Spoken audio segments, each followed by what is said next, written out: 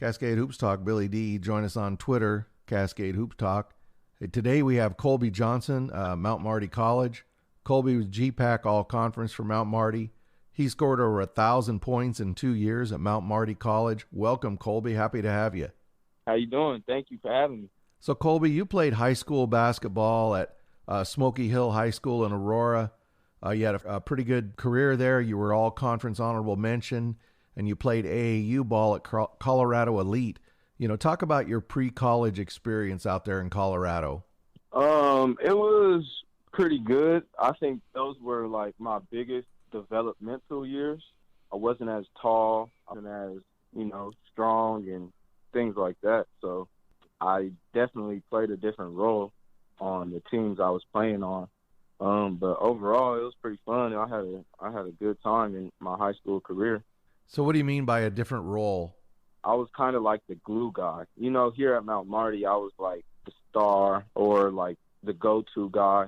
In high school and in those days, I was kind of just like the vocal leader, the hustle player, the catch and shoot guy who's not going to do too much. Just kind of, it was just a reduced role of kind of what I do now because I just wasn't as skilled as I am now, if that makes sense. So having played that role when you were younger, do you believe that made you a better teammate as your skills got better and you got older? Yeah, I think that definitely played a big role in like what kind of teammate I am, because back then I was never the star guy in high school, averaging 20 points a game or nothing like that. So I had to really be a team player and just do whatever it took to win, and that's kind of where I found my niche in high school, really. So out of high school, you decided to go to William Penn. I believe that's in Iowa, right? Yeah. You redshirted there, gave you an opportunity to learn the college game, hone your skills a bit. Talk about that experience at William Penn. William Penn was a good experience for me because I finally got to the college level, and I was able to see how kind of college worked. I saw they brought in 100+ recruits. I just knew it was bigger than what I thought, So my year at William Penn, it was well spent. I worked out a lot. I got a lot better. And then I just tried to pursue other opportunities to just try and get my name out there as best I can and get a better opportunity and at a bigger and better stage than what I was at, where I was in Oskaloosa. So after William Penn, you ended up at Lassen CC down in Susanville. How did you end up in Susanville? I mean, what brought you there? What really brought me there was that summer after my freshman year at William Penn, I was just trying to make the decision that I feel like I should go JUCO because I just want a better opportunity at a potentially better university that fit me. So that's what I did. I just went JUCO, and I would just emailed probably 100 to 150 schools in Colorado, California, Arizona, and I was just emailing coaches, mass emailing. And the coach over there, he emailed me back probably the first or second week in August, a week before school started, and he just told me he'll give me the opportunity. Nothing's guaranteed, but he can give me the opportunity. So after that, I found a place out there, found an apartment, and then just took the risk because out there they don't give scholarship for JUCO. So I just took out a loan and went and did it, really. You just took it. You took a gamble. You had a pretty good year. You played all 28 games, 22 of them you started, averaged almost 10 points a game, and that's a pretty competitive league there in Northern California, that community college league, isn't it? Yeah, so in our league we had a really good league at that time. Feather River, they had 3 D1 guys. They had 2 guys that were D1 potential, and then and I think that was the other teams in our conference were pretty good, but other than that, the league was pretty competitive. When you left Lassen, you eventually found a home at Mount Marty.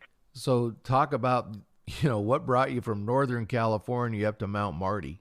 Oh man, first off, I'm just thankful I found a home here and was able to finish my career. But what brought me out here was just pursuing another opportunity, really, just trying to continue my basketball career, trying to do what's best for me. So, like, that summer, two summers ago, I was trying to make my decision whether I should go Division II or just find a small NAIA school to go to. And Coach Schilling and Coach Stark just sold me on Mount Marty and my opportunities I could have here. And then after basketball, the opportunities I could have if I were to have a good career. And so they gave me probably the most money out of everybody that I was talking to. And that was also big for me because school is expensive. That's how I ended up here. So you went to Mount Marty as a junior, and that first year, Colby, boy, you had a tough year, 7-22, 2-18. And, you know, how tough was that season, and why do you believe you guys struggled so much that year? That season was just extremely tough because I just hate losing, and I'm not a fan of that. But we were all, like, a lot of those guys, like 5 to 6 of those guys probably played together in previous years. And then I'd say the rest of us were new, and a couple transfers, and then all freshmen. So it was just tough. And then on top of that, Mount Marty has just not been that good of a team in the past. So we were kind of trying to dig ourselves out the ditch. But it was just tough because we were young and kind of inexperienced and just kind of lacked the skills in some specific areas. But it was just a learning year for everybody. And you talked about that, I don't know the right word, but the lack of culture, the lack of a winning culture, the lack of a winning history. When you came into your senior year, there had been a coaching change. Todd Lawrenson came in. What changes did you see as you prepared and got ready for the season? Some of the changes was like just the type of players that he brought in. And he brought in the type of players that he's known in the past, and like, so he brought in good personality players, good character guys. He just brought in that demeanor, that winning demeanor from day one. So it was just like it wasn't that big of a culture change, but it was definitely different from before. You know, when the season started, you guys won 13 of the first 15. All of a sudden, people in town were excited about Mount Marty basketball. As you said, it really hadn't been for a while. How exciting was that, number one? And then number two, you know, what drove that early season success? Why were you so successful that first half of the year? The excitement around town, everybody was buzzing. Everybody, I feel like all the attention was on us just because we were playing well. We were doing our thing. I think we were playing that well just because it was just a little bit of everybody contributing. We had guys coming off the bench, you know, making huge impacts on the game. We had our starters playing well. The chemistry was well. Everything was good, you know.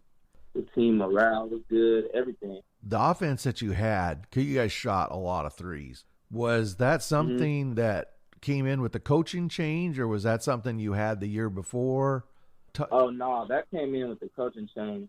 So last year when they did the coaching change and they did announce the coaching change, you know, they talked to the players first.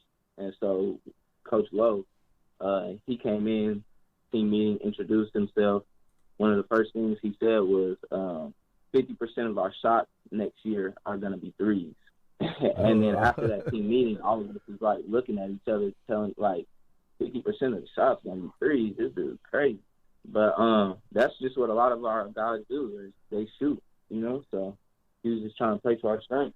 You shot, sorry, this is really interesting for people when I do this, but you shot just over 2,000 shots this year, and 1,095 were threes. So he was true to his word.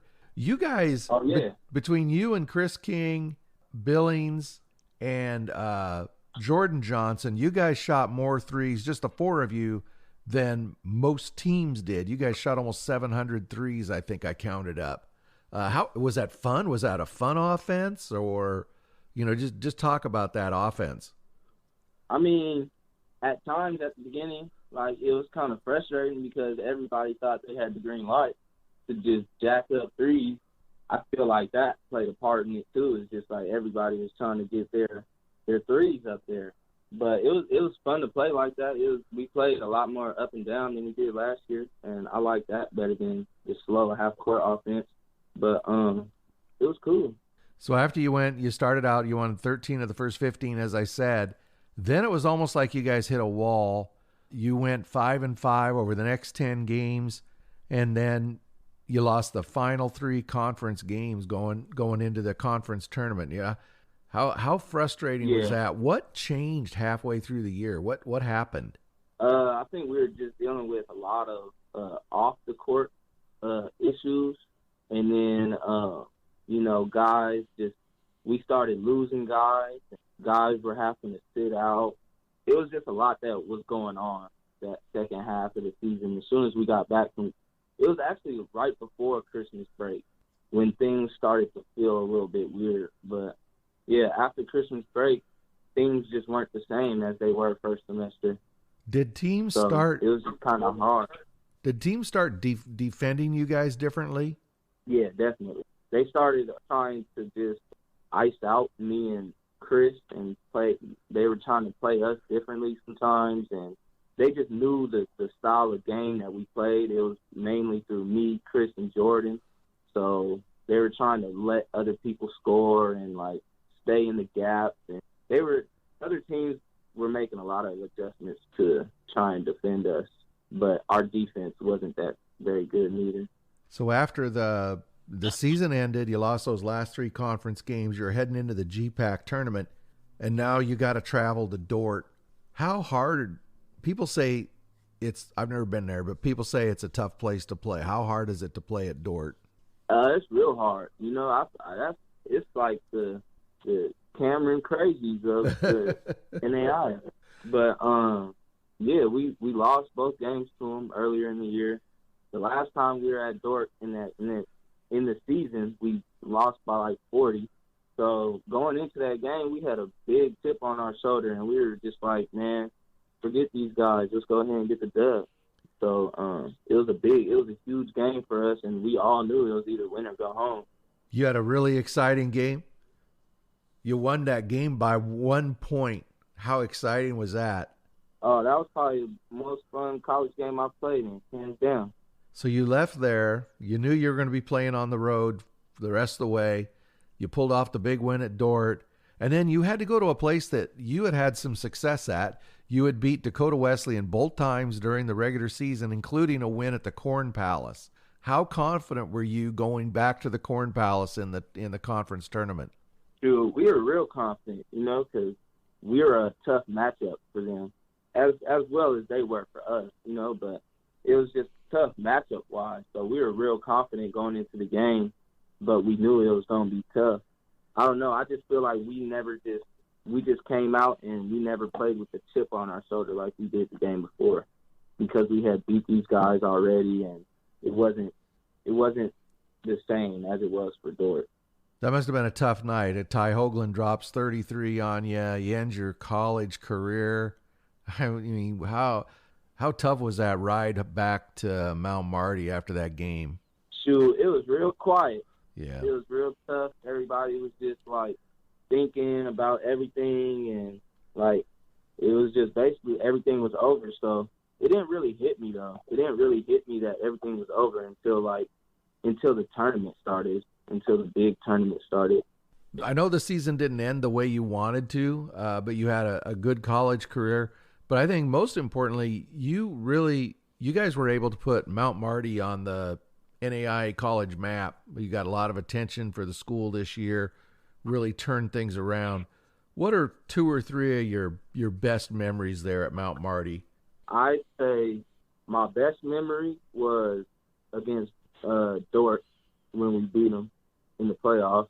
My second best memory, I'd say when I hit the buzzer beater against Concordia last year. Yeah. And then my third best memory was probably beating Dakota Wesleyan at home at the beginning of this year. Yeah. Well, any win in the Corn Palace is a huge win, isn't it? Oh yeah, definitely. So Colby, what is it meant to you to be part of Mount Marty Lancer basketball? I mean, it means a lot just because this is what I made my home for the last 2 years. So it's forever going to be like, I'm forever going to remember, everything about my 2 years I spent here. I grew a lot in a lot of different ways. So it was just this is a big part of my life these last 2 years. So Mount Marty definitely means a lot to me with, I got going on in my future. Well, I'm sure you'll remember your time at Mount Marty forever, but I guarantee you the people in Yankton will remember you for a very long time as well. Yeah, so that was our goal from the beginning of the year, really, just put Mount Marty on the map. That's always been my goal. And so I'm just glad we was able to do it like we did this year. Colby, what's next for you after Mount Marty College? I'm going to go pro, try and pursue a professional career for a few years, and then just take it from there, really. Wish you the best of luck with that. It's a little bit up in the air right now with the sickness, the virus, isn't it? Yeah, so everything is really on pause right now. So I'm just trying to handle my schoolwork and just make sure I graduate, really, this year. So once this corona gets over with, then I'll be I feel like then everything will be back in action, and I'll just try and go get a contract overseas. What are you majoring in? Business. All right.